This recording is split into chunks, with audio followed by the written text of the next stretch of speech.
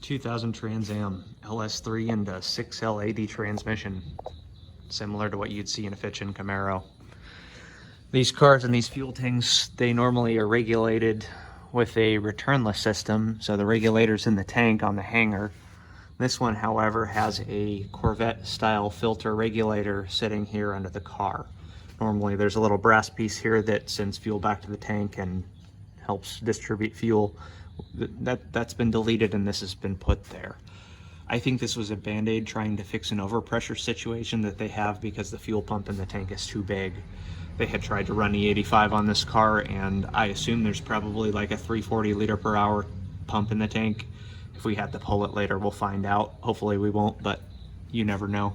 They still may even have the little filter in the, not filter, regulator hanging off the hanger in the tank too. So we've got some adventures to do. We're gonna get this off and kind of see what everything looks like. I really hate that we've got adaptation fittings like that, but you know, we work with what we have. It'll mean we'll have to put the regulator over here or maybe straight up top. We'll see what we have clearance for.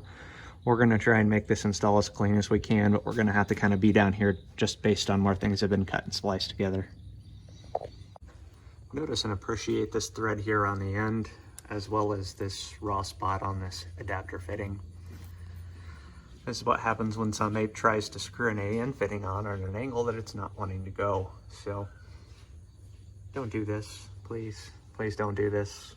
Makes everybody sad. It's an A1000-6 regulator. This is one of my go-tos for medium-sized pumps. It was intended to work with the A1000 fuel pump, so if we have like a 340 or something in the tank, this will be perfect. It'll bypass plenty of fuel for it. Pressure regulation's great. They're solid, reliable things. We've got some hyperfuel ORB fittings to go into the end and make these ORB ends into -6 ends that we can screw lines onto. We're going to take the pressure regulation port out. We're not using that on this application. And once we have that there, we're going to put various ends on here and see where we want to mount this for the best fitment in the car.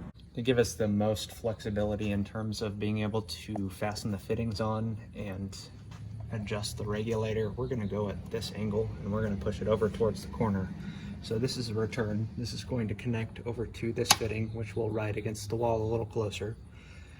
This will likely be our feed fitting, which will come over and connect to this with a quick connect fitting. And then this will be our line that goes to the front, and this will come straight over and adapt into this line, which hopefully will give me a little bit more adjustability to keep it away from this.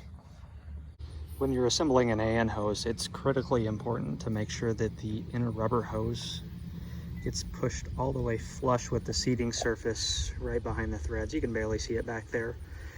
When you go to thread the end on here and push that in to make a nice seal, I like to put a zip tie on it to act as a tattletale, because sometimes when you tighten the fitting down, instead of compressing and moving inwards, this seat lifts up and pulls off of the hose, and then you don't have a good sealing hose, and then you have a chance of having a fuel leak or having the hose blow off.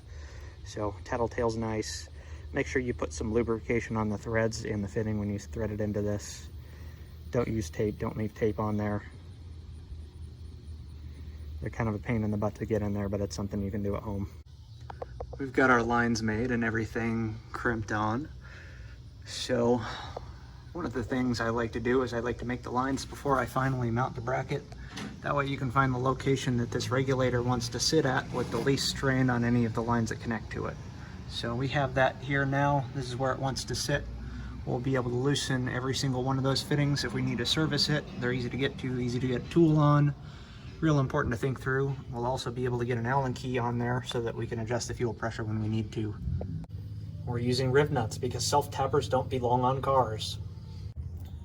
And we are hooked up. Everything went together beautifully. You can get to every single one of the fittings and connections to tighten them up.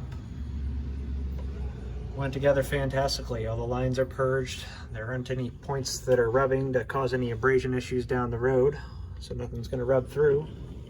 Tons of clearance, looks great. Thumbs up install. There we go, solid 60 instead of 85. Lovely.